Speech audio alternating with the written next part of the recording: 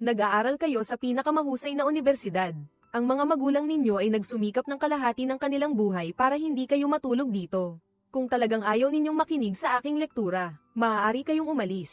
Pagkatapos ng sinabi ng propesor, ang mga estudyanteng natutulog ay hindi umalis, ngunit ang tanging estudyanteng nakikinig, nang mabuti sa klase ay umalis. Ang kanyang kumpiyansa ay tuluyang nawasak, kaya, nagpasya siyang sumuko at hindi na magturo. Umupo siya sa mesa ng estudyanteng umalis, na may kalmadong at walang pakialam na ekspresyon. Sa tono ng pakikipag-usap sa kaibigan, ikinwento niya ang kanyang nakaraang puno ng kawalan ng pag-asa. Ang pangalan niya ay Cheng Dongxing, mula sa probinsya. Ilang taon na ang nakalipas, 2 beses siyang bumagsak sa entrance exam sa kolehiyo, ngunit hindi siya sumuko at hindi rin siya samasang ayon sa kanyang kapalaran. Lumuhad siya sa harap ng kanyang ina at mga kapitbahay. Nagmamakaawa sa kanyang ina na bigyan siya ng isa pang pagkakataon. Ayaw sana ng kanyang ina dahil wala na silang pera. Gusto niyang maging magsasaka na lang siya, ngunit nang makita ang kanyang kaawa-awang hitsura, ang mga kapitbahay, lahat ng kapitbahay ay sumuporta para makapag-aral ulit si Dongxing. Ang palay sa bukid ay hindi natutubo, di ba, nanay? Pumayag na lang siya. Sige na, ito na ang huling pagkakataon. Sa ilalim ng kanilang painful scheme, matagumpay silang nakahiram ng pera, at hindi naman binaygo ni Cheng Dongxing ang lahat. Sa taon ding iyon, nakapasa siya sa universidad. Sa unang araw ng pasukan, pagdating niya sa ilalim ng dormitoryo, nakakita na siya ng magandang eksena. Nang makita niyang may natamon, dali-daling bumaba ang 2 tao para tulungan at humingi ng tawad. Sa sandaling ito, hindi niya inakala na ang 2 taong ito ay ganap na magbabago. Ang landas ng buhay ng aking pinsan ay sina Meng Xiaojun at Wang Yang. Sa panahong iyon, lahat ay may matinding pagnanais. Para sa Amerika, maging ito man ay para mag-aral o maghanap ng trabaho. At ang 2 ito ay hindi rin naiiba. Ang lolo at ama ni Meng Xiaojun ay parehong nagtapos ng doctorate sa Amerika. Kaya para sa kanya, ang pagpunta sa Amerika ay parehong pangarap sa buhay. At itinakdang kapalaran.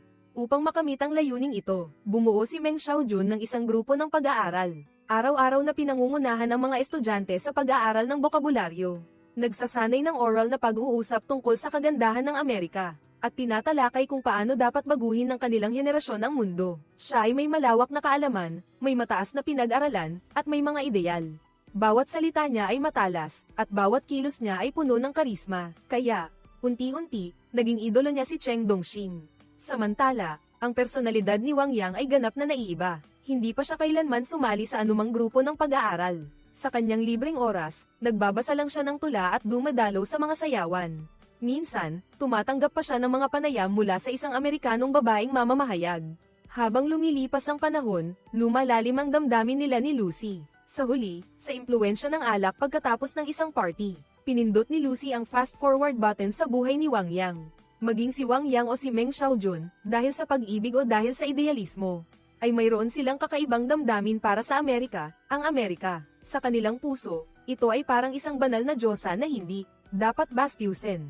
Kaya naman, nang marinig nila ang guro sa klase noong araw na binanggit, ang tungkol sa diskriminasyon laban sa mga Chino sa Amerika, agad silang tumutol. Nakapunta na po ba kayo sa Amerika, guro? Ang Amerika na alam ninyo ay mula lang sa mga libro, hindi po ba? Tama po, guro. Ang praktikal na karanasan lang ang tanging pamantayan para subukin ang katotohanan. Sumagot ang guro, anong kurso ninyong dalawa? Ang tinatawag na American Dream ay isang panaginip, lahat ay may pantay na pagkakataon. Tanging Amerika lang ang nakakagawa niyan sa buong mundo. Mga kabataan, masyado pa kayong bata at inosente. Buong pusong sinabi ni Meng Xiaojun, guro, tiyak na pupunta ako sa Amerika. Ako na ang magbe-verify nito. 2 tao ang tumayo, umalis muna sila dahil hindi ko na talaga kayang pakinggan pa. Gayunpaman, ang ibang mga estudyante ay hindi pumayag na palampasin ito. Hiniling nila na umupo muna sila, saka sila umalis. Si Cheng Dongxing ay humarap para ipagtanggol sila. Siya ang guro ko, sigaw ng isang estudyante. Anong pakialam mo? Sagot niya. Dapat igalang ang mga guro. Sa sandaling iyon, isang tapat na figure ang lumapit. Si Cheng Dongxing, nag-iisang nakaharang sa pintuan. Isang pagtutuos sa pagitan ng sarili. Nagsimula na ang kanluranin at tradisyong Chino sa silid-aralan. Ang mga nagmamadaling hakbang ay unti-unting bumagal, at mula rin sa araw na iyon, opisyal na silang naging magkaibigan. Kung dati ay wala akong karapatang maging kaibigan nila, ngayon ay maaari na ang kapalaran ng 3 lalaki, ay nagbago ng malaki upang pasalamatan si Cheng Dongxing. Sina Meng Xiaojun at Wang Yang ay nagpasya na tulungan siyang ligawan si Sumei. Gumamit sila ng ilaw upang lumikha ng mga anino na bumubuo ng salitang love. Sa kalsada, sayang at hindi niya ito napansin. Pagkatapos, muling isinama ni Cheng Dongxing si Sumei sa paglalakad sa tabi ng lawa. Nagbanta siya na kung hindi siya sasang-ayon sa kanya, hihilahin niya ito para sabay silang tumalon sa lawa ng biglaan. Biglang lumingon si Sumei at tumalon. Si Cheng Dongxing na nasa bangka ay nag-atubili at hindi naglakas loob tumalon. Malinaw na kulang pa rin siya ng tapang para sumugal. Dahil sa pagtalon sa tubig, kinailangang ma-hospital si Sumei. Dinalaw siya ni Cheng Dongxing ng mahinahon, hinarap ang malamig na tingin nito. Ginawa niya ang unang kabaliwan sa kanyang buhay. Nang sumigaw ito, naririnig mo ba? Sabi ko, umalis ka na. Nilapitan niya ito at hinalikan. Minsan ang simula ng isang pag-ibig ay hindi kailangan ng maraming matatamis na salita. Kailangan lang ng isang malalim na paghinga para magkalakas ng loob. Ang halik na ito ang nagbigay sa kanya ng pag-ibig, ngunit hindi niya inasahan na mahawa siya ng tuberculosis sa baga. Buti na lang noong nasa ospital siya, nandyan si Sumei sa tabi niya. Sa kanilang tatlo, ang pinakamalinaw ang pag-iisip ay si Meng Xiaojun. Para hindi maapektuhan ang kanyang pagkuha ng Topfer, hindi niya kailanman binisita si Cheng Dongxing, humingi lang siya kay Wang Yang na ipadalala ang diksyonaryo. Oxford na ipinagbabawal ilabas, may nakasuksok na papel sa loob na nakasulat. Darating ang araw na may inggit ako sa iyo, at ang mga salitang ito ang nagbukas ng isang paglalakbay, ng maluwalhating pagyaman. Matapos hindi na mapagkamalan ang kanyang pananalita bilang hapon, tinanggihan pa rin si Cheng Dongxing ng visa sa Amerika. Si Wang Yang, dahil sa kanyang Amerikanang nobya, ay kusang loob na tinalikuran. Ang lahat. Si Meng Xiaojun lamang ang may hawak ng visa at buong pagmamalaking lumabas patungo sa Amerika. Nandito na ako. Sa wakas ay natupad din ang pangarap ni Meng Xiaojun. Nakasot siya sa labas ng airport, nagpaalam sa kanyang dalawang matalik na kaibigan. Hindi na ako babalik. Pinagalitan ng dalawang kaibigan si Meng Xiaojun, ang galing mo talaga. Kung magaling ka, huwag ka nang bumalik. Huwag ka nang babalik, kahit gaano pa sila kitigas ang bibig. Habang sinisigawan nila ay nagsimula na silang humikbi. Ang mga salitang hindi nasabi ay nauwi rin sa luha at yakap. Dalawang tao ang nagdikit ang mukha sa salamin upang ihatid ang kaibigan. Ang totoong paghihiwalay ay hindi madali. 4 na taon ng pagsasama sa pag-aaral ang nagtapos dito at ang totoong problem ay hindi masabi. Sa sandaling tumalikod sila, si Meng Xiaojun ay agad na napuno ng luha ang mukha. Pagkatapos ng graduation, si Cheng Dongxing ay nanatili sa paaralan upang magturo. Gustong-gusto siya ng mga estudyante dahil sa kanyang silid-aralan. Maaari silang matulog kahit kailan nila gusto pagkatapos ng klase. Abala siya sa paghahanda ng kanyang aplikasyon para sa pangalawang visa. Ang patuloy na pagtanggi ay hindi nakapagpababa ng kanyang tapang.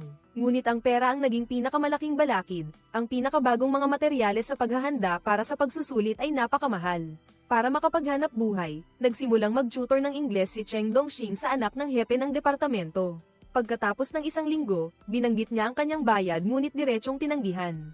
Hindi palengke ang paaralan, kapag nagbigay ka ng pera, nagbabago na ang kahulugan nito. Pinauwi siya dala ang isang supot ng mga natirang tinapay. Sa gabi, kumakain kayo ni Sumei ng cake habang nagre-repaso. Ginastos mo ang pinaghirapan mong ipon para bumili ng mamahaling materyales sa pag-aaral. Magkasama kayong nag-ensayo ng interview, at nang tanungin mo siya kung babalik siya sa bansa. Sumagot si Sumei na, hindi mo na kailangang tanungin, may visa na ako. Magkalapit kayo ngunit parang milya-milya ang layo. Mabigat ang inyong puso ngunit hindi ninyo masabi. Mula sa pagkabigla hanggang sa pagiging kalmado, 3 segundo lang ang kailangan. Ngunit ang landas na ito ay tinahak ni Cheng Dongxing sa loob ng 4 na taon. Ang ngiti niya ang huling pagpapala na maibibigay niya sa kanya. Ang biglaang halik pagkatapos ay marahil ay dahil sa pagsisisi. O marahil ay isang tunay na palom ngayong gabi, alam ng mga matatanda ang kahulugan nito. Ang unang saksak ng espada pagkatapos lumapag ay ang pagputol sa taong pinapangarap. Sa parehong paliparan, ito ang pangalawang beses na hinatid ni Cheng Dongxing ang isang tao sa Amerika. Kasabay nito, bumalik na ang kasintahan ni Wang Yang sa bansa. Inakala ng lahat na si Wang Yang ang pinakamaluho, ngunit siya ang pinaka-matapat. Sinunog niya ang kanyang nakaraan sa isang ngiti at pinutol ang kanyang paboritong mahabang buhok. Samantala, si Meng Xiaojun sa Amerika ay nagpapakitang gilas sa Research Institute.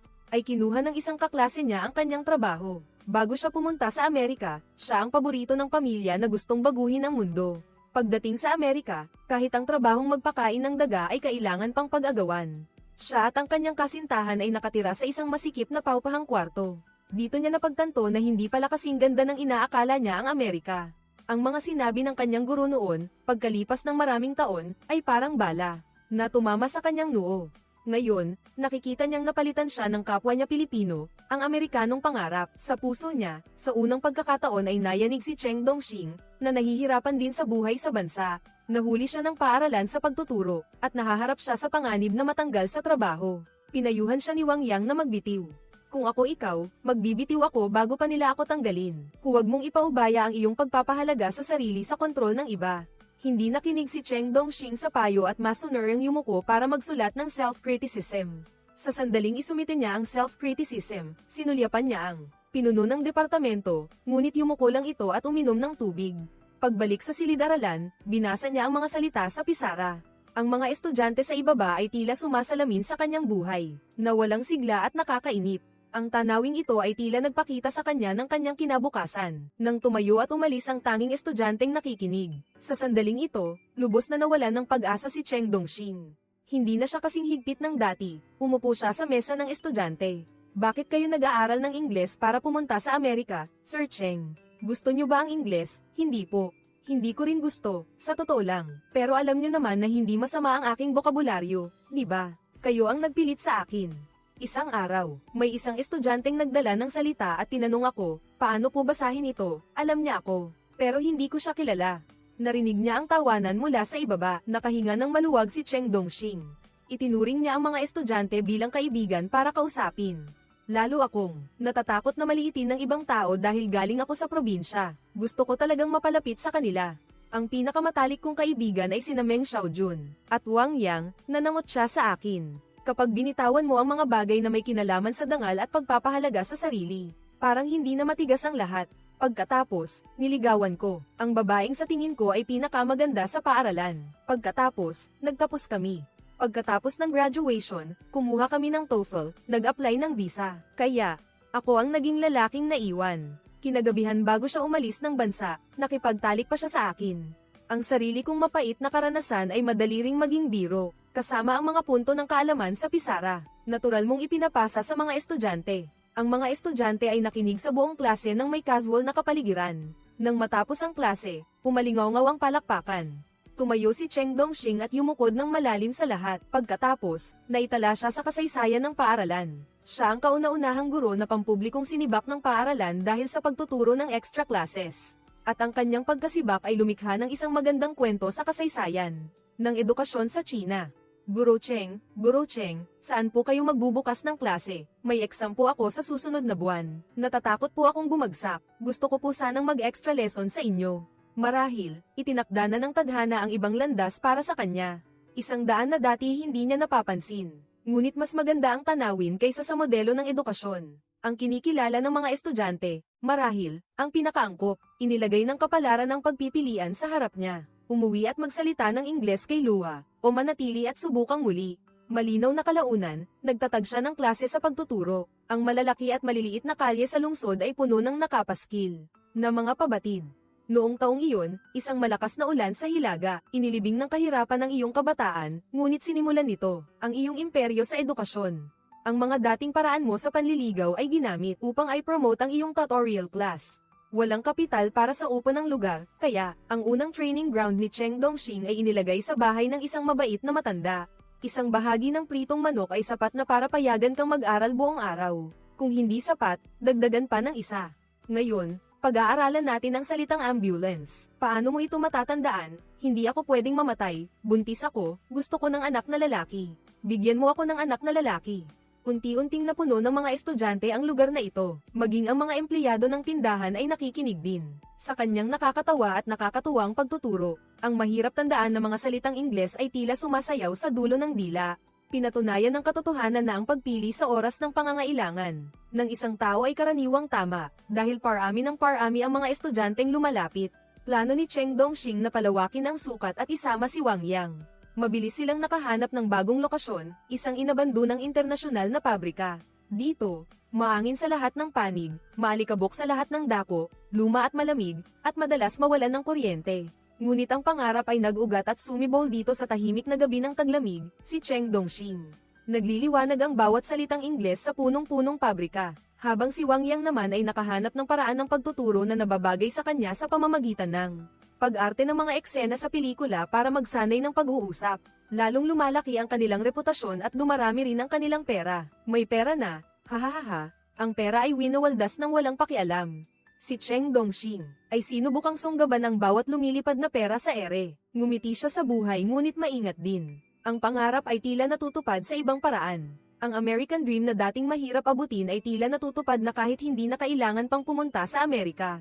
Gayunpaman, si Meng Xiaojun na dating mayabang ay kinailangan ding isantabi ang kanyang pagmamataas.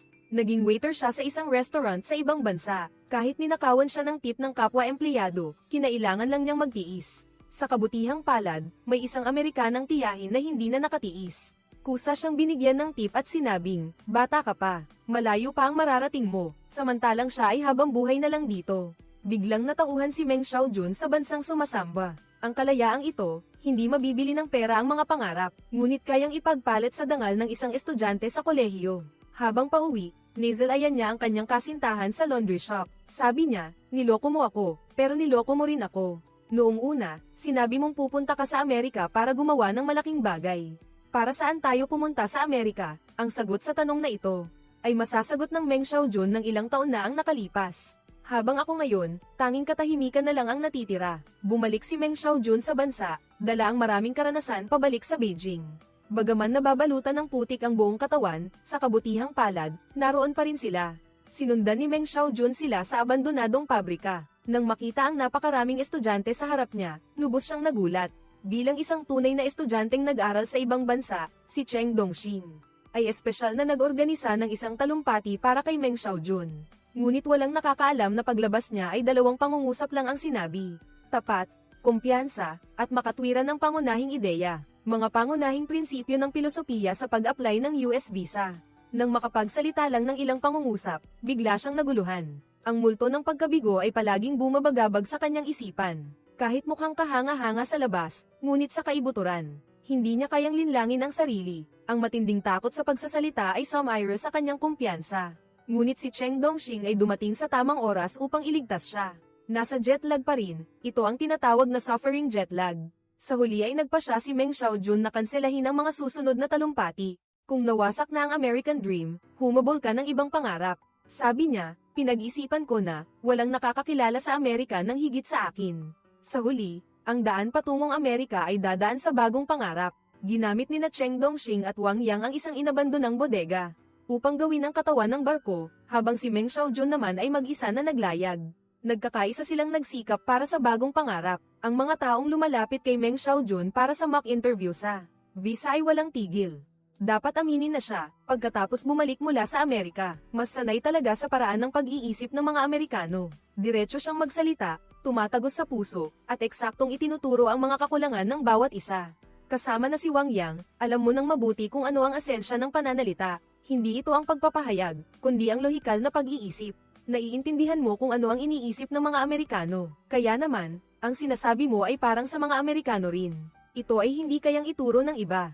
Pagkatapos ayusin ni Meng Xiaojun, ang mga estudyante ay tunay na nakaramdam ng purong pag-iisip na Amerikano. Sinabi ni Meng Xiaojun sa kanila, "Nag-date ka ng 4 na taon sa isang babaeng Amerikana." Bigla isang araw sinabi niya, "Gusto kong umuwi mag-isa sa Amerika." "Paano kasi sagot? Hindi na kita mahal. Huwag kang umalis, manatili ka." Walang sinabi si Sai. "Lumingon ka at umalis ka agad, kung hindi, ituturing kanyang parang bagahe." Ang susunod na kailangang i-rehabilitate ay si Cheng Dongxing.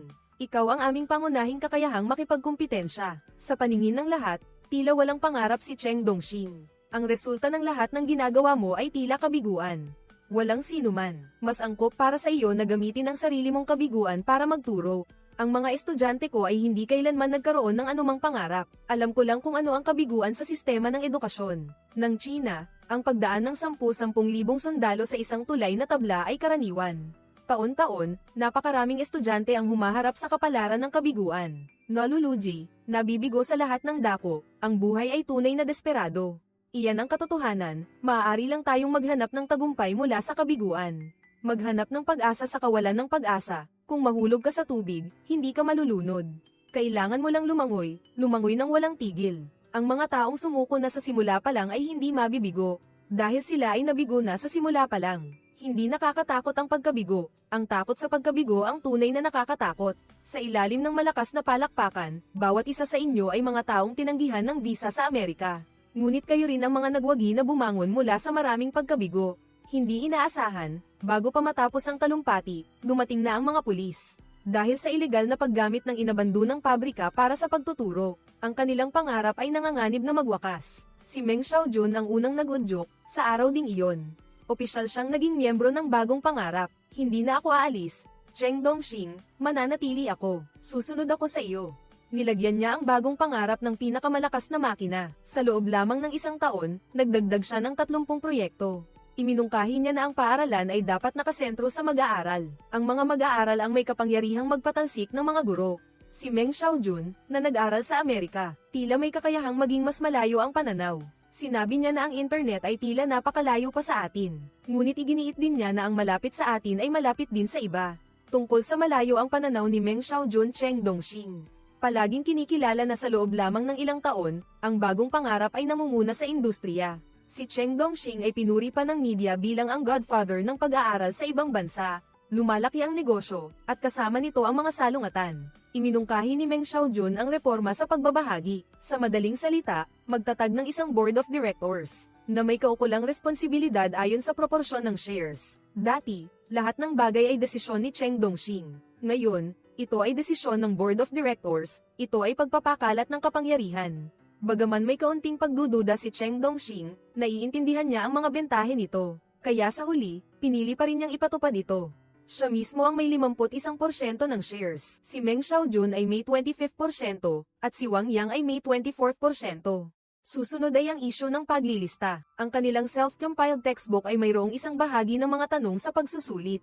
Nang walang pahintulot ng American Educational Testing Service, ito ay nagdudulot ng malaking panganib. Ang Amerika ay isang bansang napakahigpit sa pamamahala ng copyright, kaya't si Meng Xiaojun ay personal na pumunta sa Amerika upang makipagnegosasyon, ngunit sa huli ay nabigo pa rin. Noong taong iyon, matagumpay na naglista ang sina sa Amerika. Pagka-uwi sa bansa, iminungkahi ni Meng Xiaojun ang plano para sa paglilista ng bagong pangarap.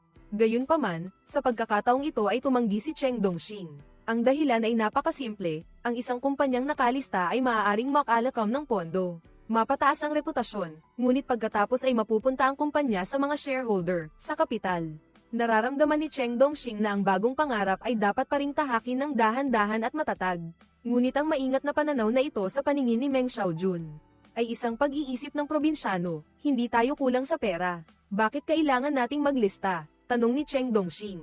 Ang alam ko lang ay magbasa ng libro, gusto ko lang magturo, ang bagong pangarap ay atin. Ang gastos ng isang independenteng kaharian ay ang pinakamababa. Kapag nakalista na, ito ay sa mga namumuhunan na shareholder. Bakit pa natin ilalagay ang ating sarili sa kulungan? Sagot ni Meng Xiaojun.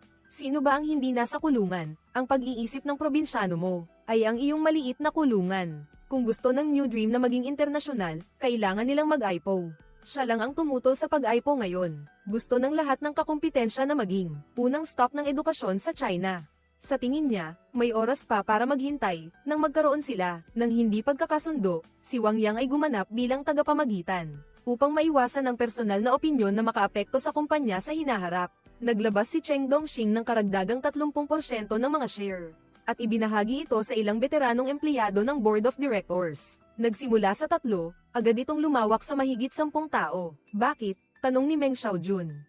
Ito ay desisyon pagkatapos kong pag-isipang mabuti. Sagot ni Cheng Dongxing, ginawa mo ba yan para pigilan ang plano kong paglilista? Ngayon, ginagamit mo ang interes para pag-isahin ang lahat dito. Sa hinaharap, anumang plano ang aking imungkahi, maaari ninyo itong i-veto. Naramdaman ni Meng Xiaojun ang matinding kawalang kasiyahan. Naniniwala siyang ginagamit ni Cheng Dongxing ang board para pigilan siya, upang maiwasan ang huling pagkasira ng kanilang reputasyon. Maagang tinapos ni Wang Yang ang pulong. Kulang si Cheng Dongxing ng lakas ng loob na sumugal dahil ang bagong pangarap ngayon ay hindi na lang para sa kanilang tatlo. Sa likod nito, may 50,000 estudyante na kailangan niyang panagutan. Hindi ba pwedeng pag-usapan natin ito ng pribado? Tanong niya. Ngunit buong pagmamalaki na sinabi ni Meng Xiaojun, pero sinasabi ko sa iyo, kapag lumayag na ang barkong ito, hindi na ito pwedeng huminto. Maaari lang itong sumulong. Walang makakapigil sa paglilista ng bagong pangarap. Tiniyak ni Cheng Dongxing, ako ang may pinakamalaking responsibilidad sa bagong pangarap. Ang dapat magdesisyon kung ano ang gagawin ay ako, dahil ako ang pinakamalaking leader ng bagong pangarap. Sarkastikong sinabi ni Leader Meng Xiaojun na ang panukala para sa bagong pangarap ay galing sa akin. Sa teknikal na aspeto, si Wang Yang ang nagbigay, samantalang ikaw. Bukod sa paggamit ng sako para sa pera, ano pa ang alam mong gawin? Kapag may mga bagay na nasimulan na, ang susunod ay dumarating na parang agos. Dahil hawak niya ang pinakamaraming shares, si Cheng Dongxing ang may karapatang mag-veto. Sinuspinde niya ang plano ng bagong pangarap na mag-IPO ng walang katiyakan. Sumigaw si Meng Xiaojun ng galit kay Cheng Dongxing. Mga gago, Cheng Dongxing, muntik na kayong magkasakitan dahil dito. Si Wang Yang sa tabi ay tahimik lang na naglalaro sa telepono. Siya ang pinakamapagkakatiwalaan, lalo na ang tagapag-ugnay sa grupo at ang pinakamatalino. Sa sandaling ito, kalmadong kinuha ni Wang Yang ang dalawang imbitasyon. Ang pinakaunang naghanap ng katatagan ay ang dating pinakamaligalig. Ito ang nagpabigla sa kanilang dalawa. Sa araw ng kasal, lahat ay simple. Si Wang Yang sa entablado ay nagbigay ng 3 payo para sa buhay. Sa huli, may 3 payo ako para sa inyong lahat dito. Huwag na huwag kayong maglaro ng mahjong sa biyenan ninyo. Huwag na huwag kayong matutulog sa babaeng mas marami ang iniisip kaysa sa inyo. At huwag na huwag kayong magtatayo ng kumpanya kasama ang matalik ninyong kaibigan. Agad na nagtawanan ang mga tao sa ibaba. Ang 3 lalaki sa piging ay nag-i-inhuman, mas malakas ang isa kaysa sa isa, hanggang sa nagkawatak-watak ang mga tao, 3 lasing na lang ang naiwan, nakaupo. Matagal na silang hindi nagkasama ng payapa ng ganito. Dati, alam ko lang kung paano mabuhay sa isang paraan, iyon ay ang mamuhay ng iba sa iba, sabi ni Wang Yang. Ngayon, alam ko na ang buhay na pinipili ng karamihan ang siyang may halaga. Masaya ako ngayon, napakasaya. Gusto kong bawiin ang aking shares. Ang boses ni Meng Xiaojun ay napakababa, halos hindi na marinig. Anong sinasabi mo? Sigaw ni Wang Yang. Yumuko siya, mukhang napakalungkot, parang batang nagtatampo.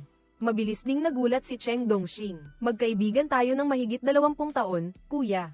Mga kaibigan, hindi na ako naniniwala ngayon, sagot ni Meng Xiaojun. Ang diksyonaryo ang matagal nang nagpapalambot sa puso ni Cheng Dongxing. Ang linyang darating ang araw na kaiinggitan mo ako ay pala para sa sarili ni Meng Xiaojun. Para sa akin yan, kaya nagkamali ka ng akala. Paumanhin, ang linyang ito ay lubos na nakasakit kay Cheng Dongxing. Meng Xiaojun, sobra ka na ngayon, Wang Yang. Sumingit, kung wala si Cheng Dongxing, hindi kita magiging kaibigan. Ikaw, palagi mong iniisip na ang sarili mong problema ang pinakamahalaga. Naaalala mo ba noon, nagkaroon siya ng tuberculosis, sinabi mong kailangan mong kumuha ng pagsusulit. Hindi mo siya dinadalaw, napakasarili mo. Nalalaman pala niya dahil sa bagay na ito mula noong araw na iyon. Sa tingin mo ay minamaliit kita kaya palagi kang naghahanap ng pagkakataon para pigilan ako. Nagtagumpay ako sa isang bagay kaya bibigyan mo ako ng leksyon, tama ba? Nakakatuwa ba ito Cheng Dongxing? Oo, sa tingin ko ay nakakatuwa ito. Nakakatuwa talaga Cheng Dongxing, ang sagot ay bahala ka kung paano mo gusto. Bibilhin ko ang iyong mga share sa halagang 1.000.000 bawat share. Nagalit si Wang Yang na babaliw ka ba una mong tinawag siya mula sa Amerika. Pagod na pagod siya ngayon. Sa tingin mo ba, sapat na ang pagtrato mo sa kanya bilang kaibigan? Hindi ba ako, hindi ba kayo pwedeng kumilos na parang lalaki? O kaya, maglaban na lang kayo. Sinabi mong gusto mong maghiwalay, mula nang bumalik ka mula sa Amerika, hindi na maganda ang lahat. Sabi ni Cheng Dongxing, at least, sinubukan ko. Ikaw, isang Amerikanang babae lang ang nagpatamba sa iyo. Sagot ni Meng Xiaojun. Sa pagkakataong ito, si Cheng Dongxing ang pumihil. Determinado si Meng Xiaojun na umalis sa New Dream. Pinili rin ni Wang Yang na umatras, ayon sa kanya. Ilang taon na tayong nagsisimula ng negosyo. Lahat ay nakasalalay sa pagkakaibigan para manatili. Ngayon, ang 3 ay nagkahiwa-hiwalay na, at wala na rin akong dahilan para manatili. Ang dating trio na nag-aral sa ibang bansa ay mabilis na nagkahiwa-hiwalay. Gayunpaman, sa mismong sandaling nawalan ng mga kaibigan si Cheng Dongxing. Ang unang pag-ibig niya, si Su Mei, ay muling lumitaw.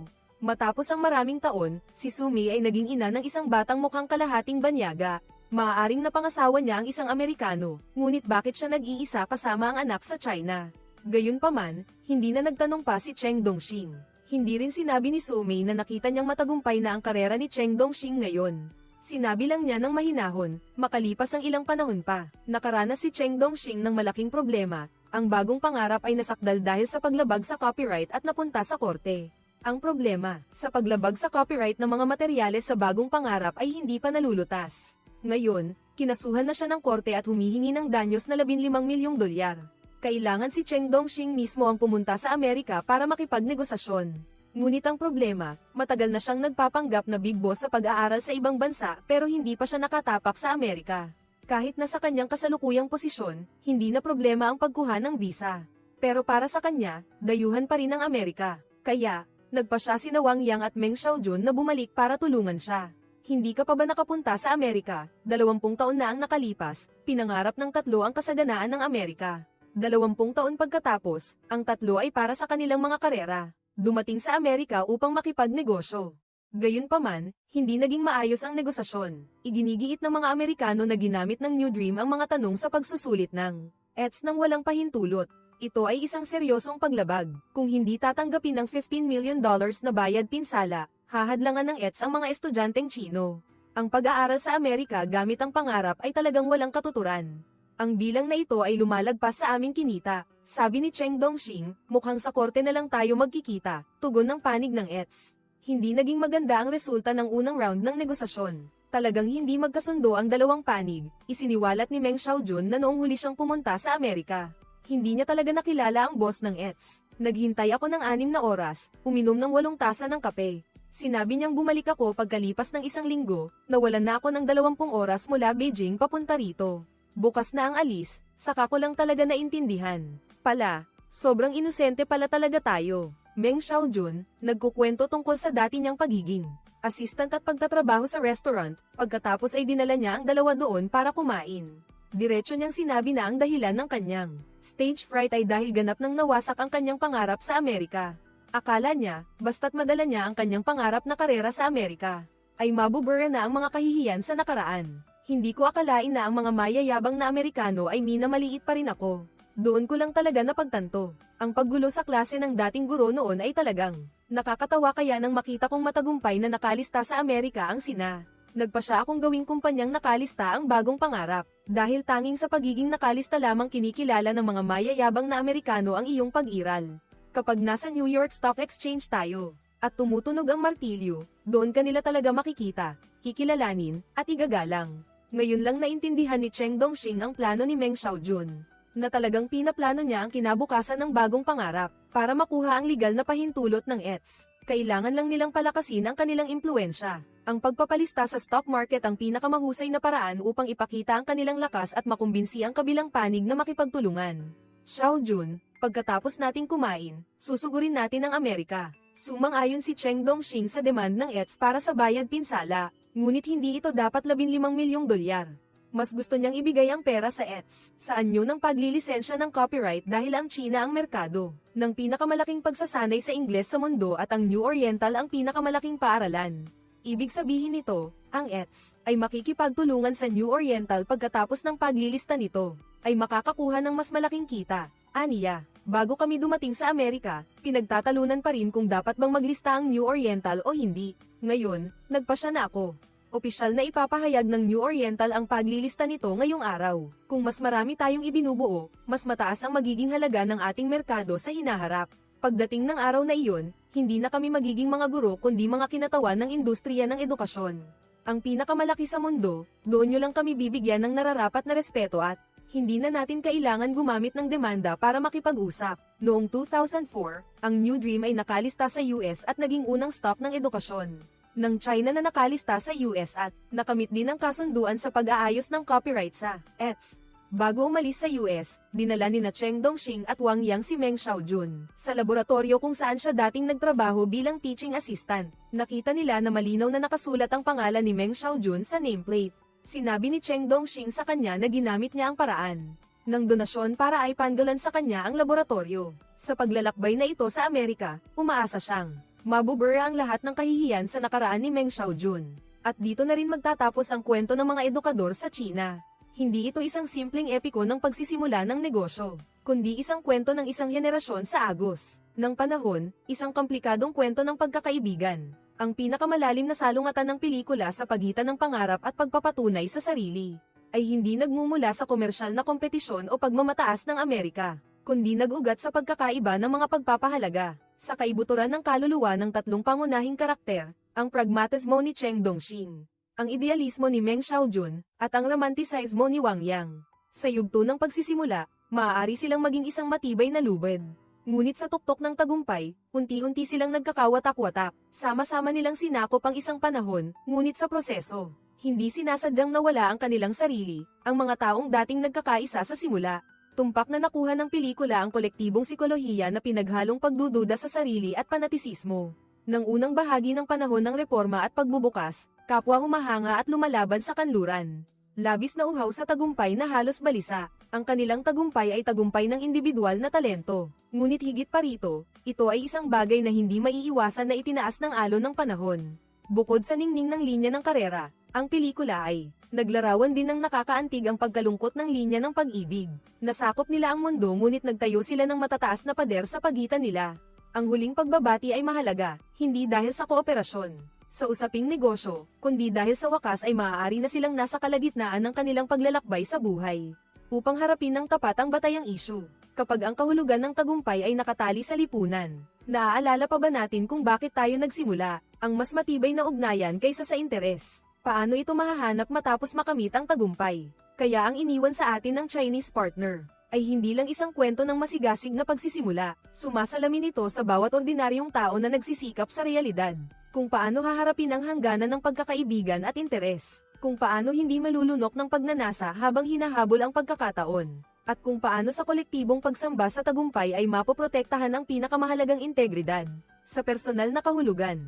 Sa dulo ng pelikula, muling nagkita ang tatlo sa lugar kung saan nagsimula ang pangarap. Ang makahulugang simbolikong larawang ito ay nagsasabi sa atin, ang tunay na pagtutulungan ay hindi ang pagiging nakatali sa isang komersyal na kontrata, kundi pagkatapos malampasan ang mga unos, malinaw na makita ang liwanag at dilim ng pagkatao, ay handa pa rin kilalanin na ang pinakamagandang bahagi natin ay laging nakaugnay sa kabataan na pinagsaluhan nating nagninggis. Ang kanilang kwento ay larawan ng isang panahon at ang mga nawala at nakuha. Ang pag-iisa at paghihiwalay ay ang walang hanggang paghahayag para sa lahat ng nagsisikap.